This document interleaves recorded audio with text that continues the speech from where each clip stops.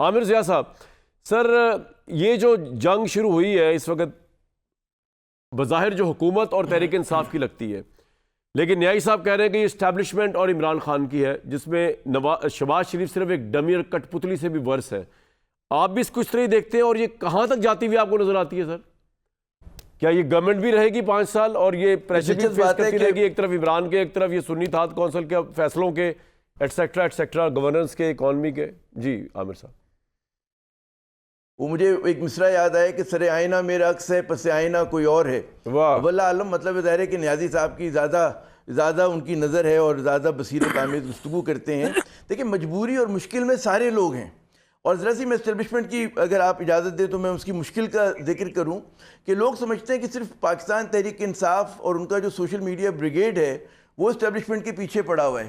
وہ بالکل پیچھے پڑا ہوا ہوگا، لیکن ساتھ ساتھ میں سمجھتا ہوں حکومت بھی اسٹیبلشمنٹ کے خلاف اسی طرح سے محاذ کھولا ہوا ہے جس طرح سے کیسے کھولا ہوا ہے. اب آپ کو تعجب ہوگی، میں آ رہا ہوں اسی طرف. اب وہ کہنے کی بات ہوتی ہے، پی ٹی آئی جو ہے وہ آج کی جو ہے مطلب قیادت پہ ذرا سے تنقید کرتی ہے، یا پی ٹی آئی کرتی ہے، ان کے سوشل میڈیا کے لوگ کرتے ہیں. لیکن جو حکمراں جماعت ہے اس کے جو وزراء ہیں، اس کے جو بڑے بڑے نام ہیں، سینیٹرز ہیں اور اس کے جو ایم این ایز ہیں، وہ مطلب ہے وہ بھی ادارے پہ ہی تنقید کرتے ہیں، لیکن وہ کبھی راحیل شریف کا نام لیتے ہیں، کبھی وہ مشرف کا نام لیتے ہیں، کبھی ظہیر الاسلام کا نام لیتے ہیں، کبھی عاصم باجوہ کا نام لیتے ہیں، کبھی کسی کا نام لیتے ہیں، کبھی کسی کا نام.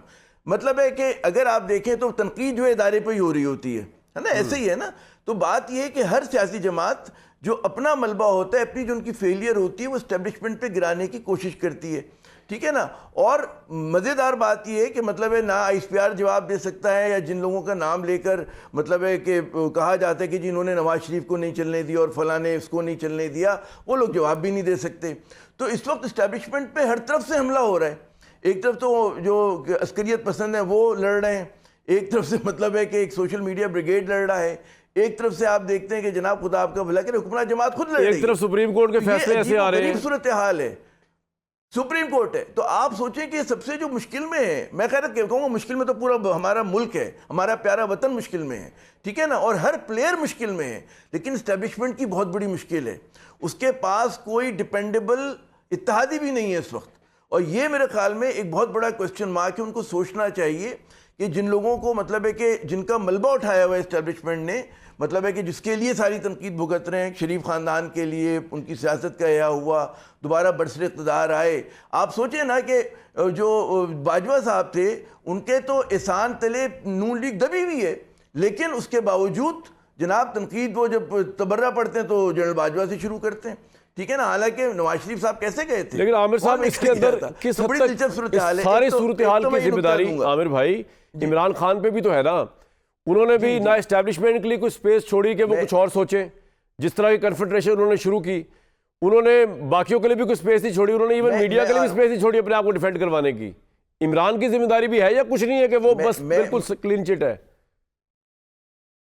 نہیں، میں تو بھی ایک زاویے پہ بات کر رہے تھے اسٹیبلشمنٹ والی، دوسرے میں بھی آ جائیں. عمران خان صاحب یہ پی ٹی آئی کی جو مہم جوئی تھی، اور میں سمجھتا ہوں کہ پی ٹی آئی ایک مقبول جماعت، ٹھیک ہے نا، بڑی جماعت، اور اس کے پاس بہت کچھ تھا. اس نے اپنے ہاتھ سے وہ اپنے آپ کو مشکل میں ڈال دیا.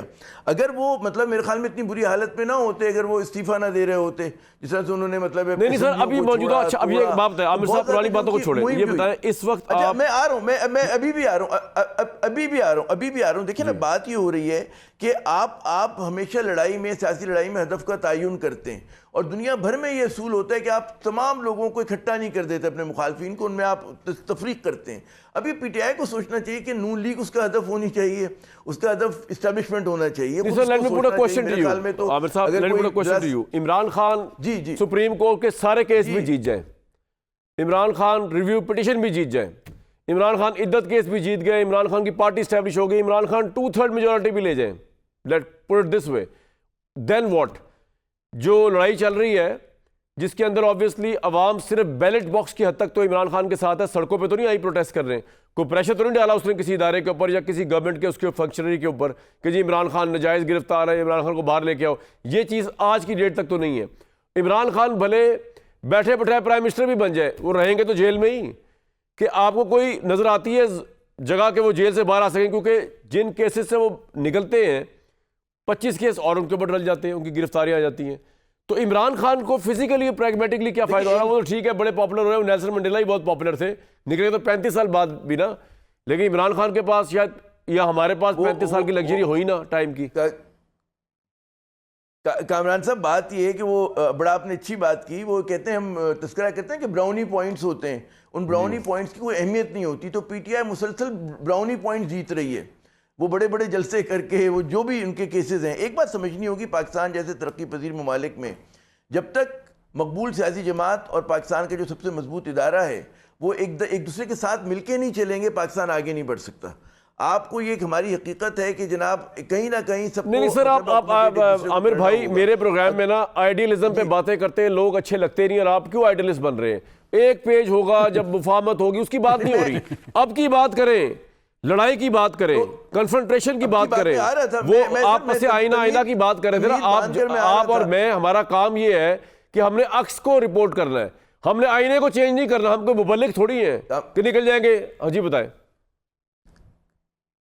کامران صاحب، میں تمہید باندھ رہا تھا، ایک تو میں نے خواہش کا اظہار کیا کہ ایسا ہونا چاہیے، اور یہ جو آپ مجھ سے کہلوانا چاہ رہے ہیں میں بالکل اس سے تسلیم کروں گا کہ جب تک مطلب ہے کہ عمران خان کے معاملات طے نہیں ہوتے اس وقت تک تو وہ میں نہیں دیکھتا کہ وہ مطلب ہے جیل سے باہر آئیں، اور وہ ان کے سب کو پتہ ہے کہ بڑے فلمزی ان کے اوپر چارجز ہیں، عدت کا کیس کوئی کیس نہیں تھا لیکن ان کے اتنے مطلب دن ضائع ہو گئے۔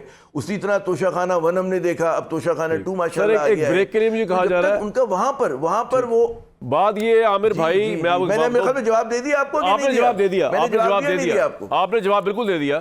اور مسئلہ یہ ہے کہ عدت ہو یا شدت ہو یا کرب ہو یا تنہائی ہو، ان کیسز کی کوئی حیثیت نہیں ہے۔ میں پہلے دن سے کہہ رہا ہوں بھٹی صاحب گواہ ہیں، کیونکہ سب سے زیادہ یہی آتے ہیں میرے شو میں۔ ارے واہ، ارے واہ، اس لیے کہ یہ معاملہ ہے ریئل پولیٹکس کی جنگ کا، ایک عدت جائے گی دوسری عدت آ جائے گی، وہ دوسری عدت جائے گی تیسری شدت آ جائے گی، نہیں تو چوتھی شدت، یہ حل نہیں ہے۔ اور ہمارے دوست، ہمارے بھائی، بڑے بھائی نیازی صاحب لاسٹ شو میں کہہ چکے ہیں کہ اس طرح کیسز میں ریلیف ملنے سے عمران خان باہر آتے نظر نہیں آ